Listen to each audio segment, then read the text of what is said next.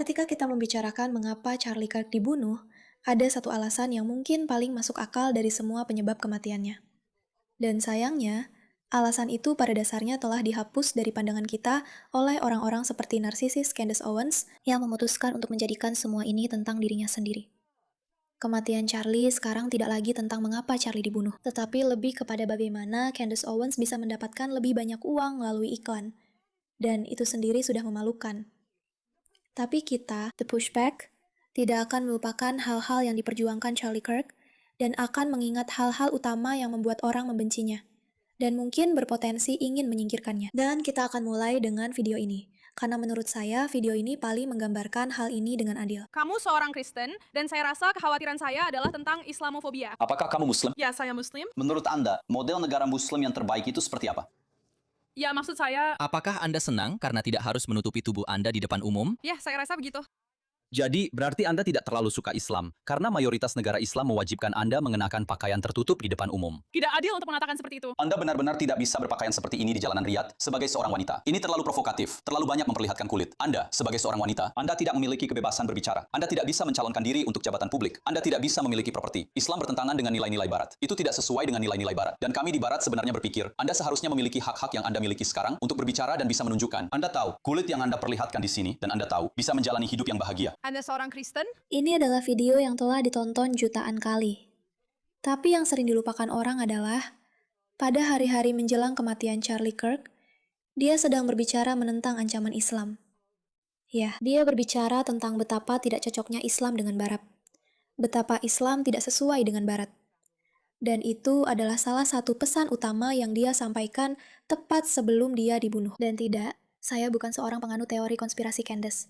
Tapi saya pikir kita punya kewajiban untuk setidaknya mempertanyakan hal itu. Dan jika kita tidak akan mempertanyakan hal itu, setidaknya kita harus mengingat hal-hal yang dia perjuangkan dan coba ingatkan kepada masyarakat Barat. Jadi, mari kita tonton video ini tentang apa yang dia bicarakan beberapa hari sebelum dia dibunuh. Selamat datang di Pushback. Saya Mirka, pembawa acara Anda. Kami punya pengumuman yang sangat menarik yang akan segera hadir. Jadi, pastikan untuk menekan tombol subscribe, menyalakan lonceng notifikasi, membagikan, berkomentar, dan meramaikan untuk tetap bersama kami. Sekarang, Anda adalah bagian dari sebuah gerakan. Gerakan untuk melawan hal-hal yang mencoba menghancurkan masyarakat Barat kita yang sangat kita hargai. Dan kami sedang menjalankan misi, dan kami tidak akan berhenti. Jadi, selamat datang. Kami sangat senang Anda ada di sini. Dan jika Anda ingin mensponsori acara kami, pastikan untuk mengirim email ke info@amirak.com. Teman-teman, mari kita bahas beberapa hal yang dikatakan Charlie Kirk tepat sebelum dia dibunuh. Saya ulangi, 3 hari sebelum dia dibunuh, mari kita lihat video ini. Pertarungan spiritual akan datang ke Barat. Dan musuh-musuhnya adalah wokisme atau Marxisme yang bergabung dengan Islamisme untuk menyerang apa yang kita sebut sebagai cara hidup Amerika. Dan cara hidup Amerika itu sangat sederhana. Saya ingin bisa menikah, membeli rumah, punya anak, membiarkan mereka bersepeda sampai matahari terbenam, mengirim mereka ke sekolah yang bagus, tinggal di lingkungan dengan tingkat kejahatan rendah. Tidak ingin anak saya diajari omong kosong, lesbian, gay, dan transgender di sekolah mereka. Sambil juga tidak membuat mereka harus mendengar azan 5 kali sehari. Itu penting. Kita menginginkan cara hidup Amerika, yang mana omong-omong adalah dunia Kristen. Orang Kristen, pengorbanan kita, kerja keras kita, visi kita, hasil dari kitab suci memberikan. Secara harfiah, dalam klip ini dia sedang berbicara tentang hal yang selalu kita bicarakan. Bukan hanya ancaman Islam, tetapi juga ancaman kaum woke, Marxis, dan sosialis yang telah bersatu untuk mencoba menghancurkan masyarakat Barat. Dan itulah yang dia klaim sebagai ancaman terbesar. Sekarang, kita tahu orang yang kemungkinan besar membunuhnya adalah Tyler Robinson, yang melakukannya demi hak-hak trans melawan ideologi woke, ekstremis, Marxis, dan gila yang mencoba menciptakan kekacauan. Tapi kedua hal ini telah bersatu berjalan beriringan. Dan dia sedang membicarakan hal ini. Ingat, video ini diambil 3 hari sebelum dia dibunuh. Namun entah bagaimana, ini bukan hal utama yang ingin difokuskan orang-orang. Karena tentu saja, bagi Candace Owens, untuk mencoba melawan kaum Marxis gila dan Islamis radikal, dia tidak hanya akan kehilangan sebagian besar penontonnya yang gila, tapi juga semua orang ber-IQ rendah yang sudah terpengaruh. Dan dia tidak bisa meyakinkan orang-orang ber-IQ rendah. Tidak, maaf. Dia juga tidak bisa meyakinkan orang-orang ber-IQ tinggi dengan omong kosongnya yang tidak masuk akal. Jadi, dia tidak bisa. Tentu saja, menggunakan ini sebagai alasan atau penyebab yang sah mengapa orang-orang mungkin ingin dia disingkirkan. Meskipun kita tahu bahwa kaum Marxis dan Islamis adalah beberapa yang paling berbahaya. Berbahaya. Manusia-manusia penuh kekerasan di luar sana. Tapi tentu saja, mengapa itu menjadi alasan utama atas apa yang terjadi padanya dan mengapa mereka ingin menyingkirkannya? Sekarang dia begitu percaya diri berbicara tentang Islamisasi dan teman-teman. Hanya sekedar informasi. Ini hanya satu cuplikan. Tapi dia benar-benar membicarakannya di luar sana. Dia sering membicarakannya. Maksudku, ini ada sebuah cuitan darinya. Islam adalah pedang yang digunakan kaum kiri untuk menyayat leher Amerika.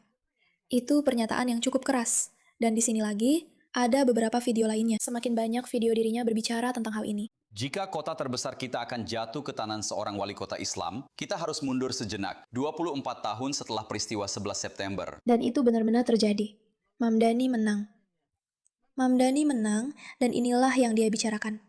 Dan semua orang seolah-olah sudah melupakannya. Dan kita harus bertanya pada diri sendiri, mengapa kita mengirim ratusan ribu pemuda dan pemudi untuk berperang di Irak dan Afghanistan hanya untuk membiarkan ideologi itu datang ke kota terbesar di Amerika Serikat, kota New York? Pahami bahwa ideologi parasit ini bertujuan untuk menaklukkan tanpa harus melepaskan satu tembakan pun.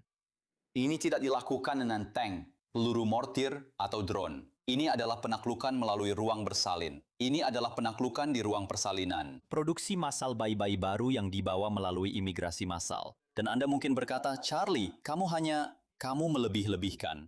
Minneapolis akan segera memiliki wali kota Muslim. Jadi Minneapolis dan New York City akan segera mengalami hal itu. Apakah menurut Anda Ilhan Omar sudah berasimilasi ke dalam masyarakat Amerika Serikat, atau Rashida Tlaib, atau Zoran Mamdani? Sekali lagi, jika kita adalah bagian dari Amerika Serikat, kita harus peduli ketika kota terbesar kita akan jatuh ke ideologi seperti ini. Dan Islam tidak cocok dengan peradaban Barat. Islam bertentangan dengan semua kebebasan yang kita nikmati. Apa, Charlie? Ya.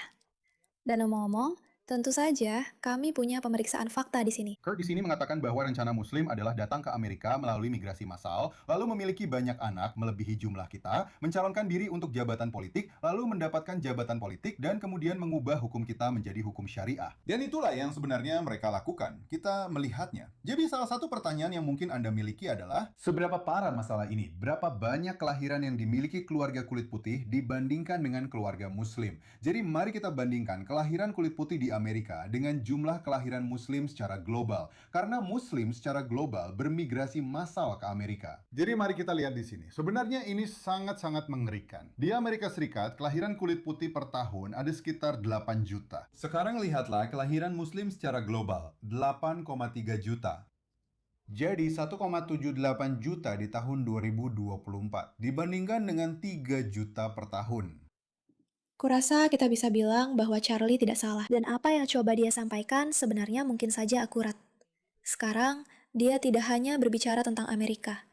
Dia berbicara tentang negara-negara di seluruh dunia, seperti yang kita lihat di Eropa. Saya harap kalian bisa mendapatkan semangat kalian kembali. Dulu ini adalah negara yang hebat. Saya ingin melihat negara ini hebat lagi. Kalian sekarang hanya bayangan dari diri kalian yang dulu. Kalian bisa tertawa dan mencemooh sesuka hati. Tapi negara yang membelah atom, menemukan mesin uap, menghapus perbudakan, dan membawa sistem common law ke dunia bisa melakukan jauh lebih baik dari ini. Dan keberadaan kalian menyebabkan keberadaan kami. Dan apapun yang bisa saya lakukan, saya berharap negara ini menemukan seorang pemimpin atau sekelompok pemimpin. Saya tidak di sini untuk memberi kalian nasihat politik. Saya benci ketika orang asing melakukan itu kepada orang Amerika. Kalian bisa melakukan apapun yang kalian mau. Tapi saya memang punya harapan bahwa dunia terasa seperti kehilangan sesuatu. Rasanya ada yang kurang ketika Britania Raya atau Inggris atau apapun istilah yang benar secara politik yang harus saya katakan. Karena sepertinya sekarang saya tidak bisa mengibarkan bendera Inggris. Entah omong kosong apa itu. Tapi banggalah dengan warisanmu. Kalian telah berbuat banyak untuk dunia. Berhentilah meminta maaf. Dapatkan kembali energimu, vitalitasmu.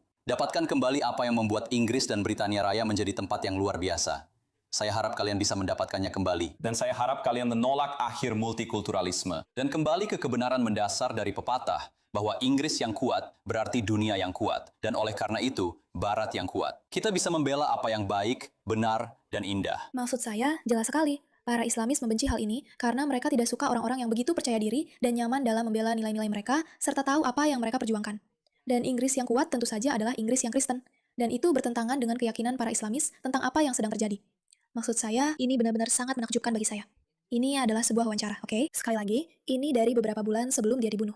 Tonton yang satu ini. Pertanyaannya adalah, apakah Islam secara makro kompatibel dengan nilai-nilai Barat? Secara makro, tentu saja tidak. Ada 3 alasan utama mengapa demikian. Islam tidak percaya pada kebebasan berbicara. Islam tidak percaya pada kebebasan beragama. Dan Islam tidak percaya pada pemisahan antara masjid dan negara. Ketiga hal itu bertentangan dengan Barat. Di negara mayoritas Muslim, di sebagian besar negara mayoritas Muslim, Anda tidak bisa mengkritik Nabi Muhammad. Di sebagian besar negara mayoritas Muslim, Anda tidak memiliki perlindungan kebebasan beragama yang kuat. Dan terakhir, Sementara kita di Barat sangat berhati-hati untuk mencoba memisahkan agama dan negara. mereka diperintahkan untuk benar-benar masuk ke dalam negara dan mencoba mengubah negara agar lebih Islami berdasarkan pilar-pilar utama Islam. Dan hal terakhir yang akan saya katakan adalah, saya tidak melihat satupun negara Barat yang menjadi lebih Islami dan menjadi tempat yang lebih baik untuk ditinggali, yang lebih bahagia atau lebih bebas. Dengan ukuran apa? Hanya kebahagiaan, kualitas hidup? Segala hal, mulai dari kualitas hidup, dari kohesi budaya, dari apakah orang-orang ingin tinggal di sana, dari maksud saya, sebelum tingkat kelahiran penduduk asli menurun. Sekali lagi, orang-orang yang menonton ini akan berkata, apakah kritik Anda terhadap agamanya sendiri atau bukan terhadap orang Tidak Muslim? apa-apa, tapi Ada kalian tidak militan harus Inggris yang Saya tahu lahir kalian di harus sini. begitu, Karena kalian orang Inggris dan sebagainya. Sebuah budaya berhenti ada ketika kalian tidak memiliki bahasa yang menyatukan. Ketika kalian tidak punya, ketika kalian tidak bisa berbicara dengan tetangga kalian. Saya tidak menafikan bahwa ada Muslim yang baik secara individu. Pertanyaan yang perlu kita renungkan di Barat adalah, apakah Muhammadisme cocok dengan ajaran Blackstone? Apakah itu cocok dengan warisan Wilberforce? Dan semua pemikir hebat yang berasal dari negara ini. Dan saya akan katakan, tidak. Ada alasan mengapa ketika Anda pergi ke negara-negara Islam ini, Anda tidak akan melihat perlindungan hak yang setara, bahwa Anda tidak percaya pada kesetaraan manusia universal, bahwa Anda tidak mempercayai hal-hal yang sama seperti yang kami yakini di Barat. Dan menurut saya, itu seperti bunuh diri jika mengimpor jutaan dari mereka. Ya, John, saya hanya ingin memberikan sudut pandang yang berlawanan tentang itu. Sebagian besar waktu, menurut saya, itu bahkan bukan multicultural. Karena ada sebuah contoh, ada sebuah sekolah beberapa bulan yang lalu, selama Nah, seperti itu.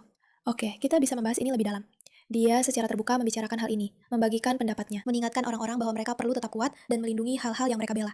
Tapi juga harus bisa mengidentifikasi apa yang datang sebagai ancaman. Dan tentu saja, ada orang-orang yang baik secara individu. Tidak ada yang menyangkal itu. Tidak ada yang berpikir seperti itu. Tapi kalau kamu lihat ideologinya, itu tidak berhasil. Dan itu adalah bahaya bagi masyarakat. Dan aku hanya bertanya-tanya pada diriku sendiri, siapa pihak yang berkuasa yang memutuskan hal itu? Ini seharusnya tidak didorong sebagai salah satu penyebab dan alasan mengapa Charlie Kirk benar-benar dibunuh di depan jutaan orang untuk disaksikan seluruh dunia. Mengapa ini bukan menjadi fokus utama? Aku penasaran. Mungkin inilah yang sebenarnya mereka takuti. Terima kasih atas perhatianmu terhadap masalah ini.